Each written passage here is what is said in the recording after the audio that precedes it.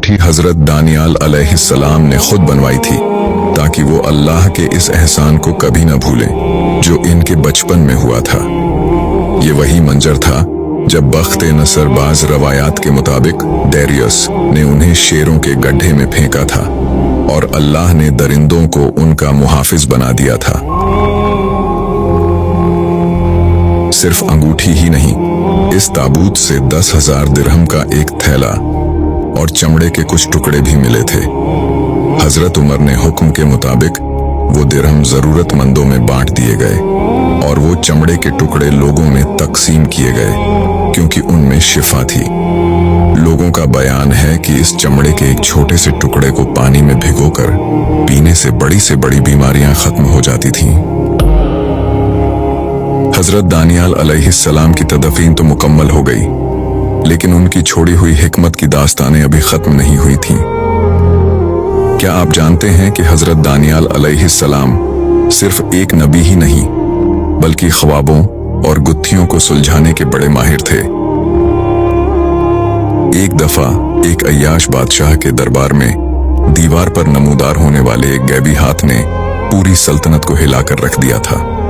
दरबार में जश्न जारी था, शराब के जाम लुढ़ाए जा रहे थे कि अचानक दीवार पर एक कटा हुआ हाथ नमूदार हुआ और उसने ऐसी पुरस्रार जबान में कुछ लिखा कि बादशाह का नशा हरण हो गया और वो खौफ से थर थर कांपने लगा।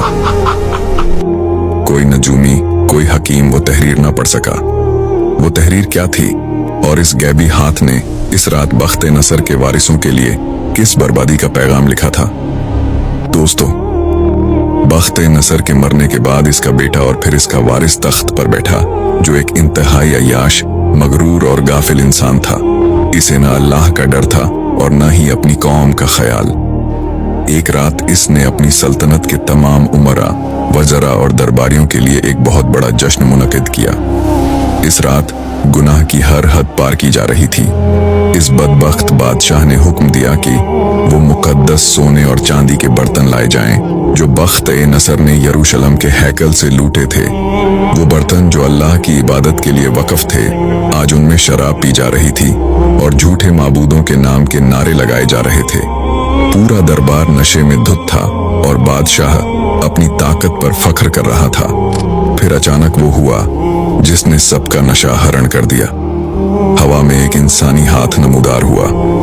कोई जिस्म नहीं था, सिर्फ एक कलाई तक कटा हुआ हाथ जो एक पुरस्रार रोशनी के साथ दीवार पर कुछ लिख रहा था। वो हाथ बड़ी तेजी से हरकत कर रहा था, जैसे कोई मुंसिफ किसी मुजरिम का फैसला लिख रहा हो। पूरे दरबार में ऐसी खामोशी छा गई कि अगर सुई भी गिरती तो इसकी आवाज सुनाई देती। बादशाह खौफ से थर थर कांपने लगा। इसकी हड्डियां जैसे पानी हो गईं। इसने चीख कर अपने तमाम जादूगरों, नजूमियों और दानाओं को बुलाया तो उन्होंने कहा, जो कोई इस तहरीर को पढ़ेगा और इसका मतलब बताएगा, उसे अर्गवानी लिबास पहनाया जाएगा और वो मेरी सल्तनत का तीसरा बड़ा हाकिम होगा। मगर अफसोस, वो तहरीर किसी ऐसी जबान में थी जिसे बाबुल का कोई बड़े से बड़ा आलम भी नहीं समझ सका। जादूगरों के मंत्र फैल हो गए और नजूमियों के सितारे गर्दिश में आ गए।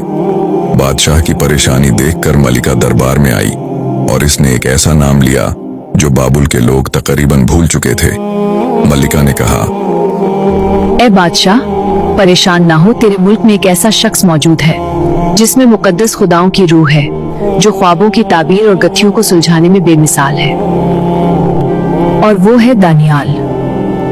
हजरत दानियाल अलैहिस्सलाम को जब दरबार में लाया गया तो बादशाह ने मन्नतें करते हुए वही इनामात की पेशकश की, मगर दानियाल अलैहिस्सलाम ने बड़े जाह और जलाल से फरमाया, ए बादशाह, तेरे इनामात तुझे ही मुबारक हों।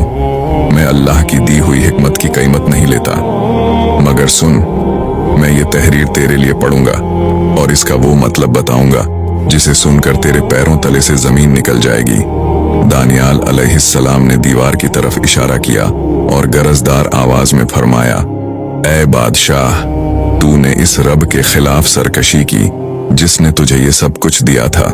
तूने इसके मुकद्दस बर्तनों की तौहीन की, इसलिए इसने ये पैगाम भेजा है। मिने का मतलब है कि अल्लाह ने